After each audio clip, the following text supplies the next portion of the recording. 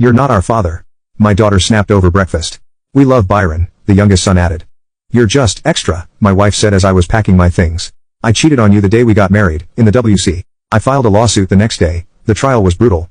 But days later, I woke up to 25 missed calls from my older daughter, and one message that stopped my heart. Dad, call me back. Right now. My name's Jack Healy, and today I watched as my wife was with another man, in my own bed.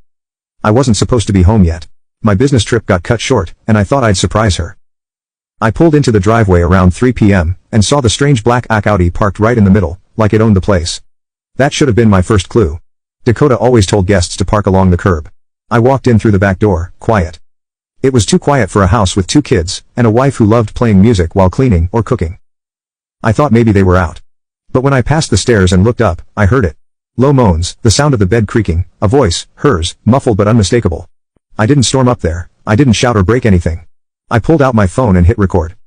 By the time I stood in the doorway, they still hadn't noticed me. I had a perfect view of my wife's bare back, arched like a bow, her fingers gripping the headboard like she'd trained for this moment all her life. That's what hurt. 18 years married, 2 daughters, Sheridan, 13, and Helena, 11. And I'd never seen her like this, not with me. She was wild, filthy. Words came out of her mouth I didn't even know she knew. And the worst part, she looked happy. I stood there for some minutes, took pictures. Took video. It all felt surreal, like I was watching some indie movie about a guy whose whole world cracked in half. She never noticed me. I didn't say anything. Didn't throw a lamp. Didn't pull the guy off her. I just turned around and left. I drove to the office. Didn't even think about it, just knew I couldn't be home. Not yet. Franny, my assistant of 15 years, looked up as I walked in.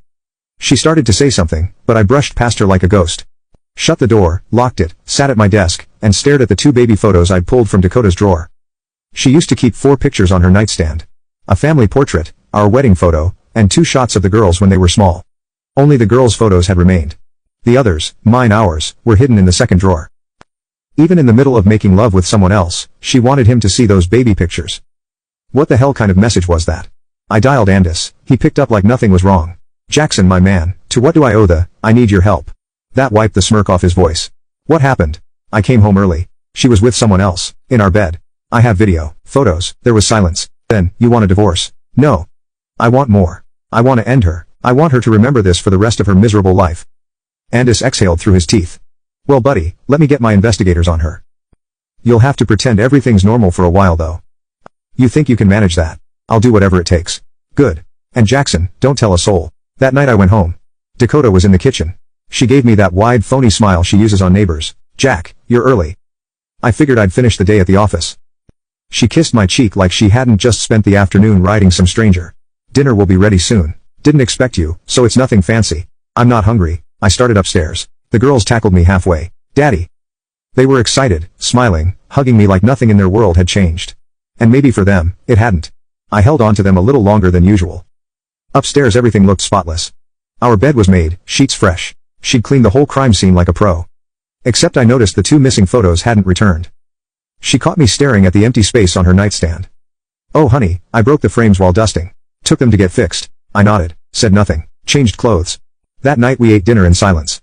Usually dinner with the girls is chaotic, noisy, full of giggles and gossip. But that night even they felt the tension. Dakota kept glancing at me. She was nervous. She could sense something, but she didn't know what I knew. Not yet. After the girls went to bed, I poured a whiskey and sat in my office chair. She called it the man cave, said it was embarrassing. But it was the only room in the house that still felt like mine. I had to muster every ounce of strength not to give myself away, not before I dropped the hammer on Dakota. The next few days I played my part. Woke up early, went to work, ate her dinners, hugged the kids, slept beside her. She grew clingier by the day, saying, I love you 20 times before lunch, complimenting my ties, asking about my mood. It wasn't guilt, it was fear. She knew something was wrong. She just didn't know what. Franny knew something too. She kept looking at those photos on my desk like they were haunted. One afternoon she knocked on my door and sat down without asking. You okay, Jack? I'm fine. You sure? I said I'm fine. She nodded, stood up, hesitated. If you ever need to talk. I ignored her.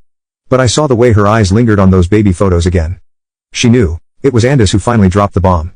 Jack, you need to come in today. I walked into his office. He didn't even bother with a joke. He looked like a man trying to swallow broken glass. We got everything. Surveillance, audio, photos, texts. She's not just cheating. She's been cheating since before you got married. I stared at him. What? Her boyfriend. Byron, Dubois. They were together in high school. According to my guy, he's been bragging about making love with Dakota the morning of your wedding. My throat closed. What? Yeah. She told him you'd get sloppy seconds. His words, not mine. I stood up too fast. The room spun. You okay? Andis reached for a towel and pressed it to my forehead.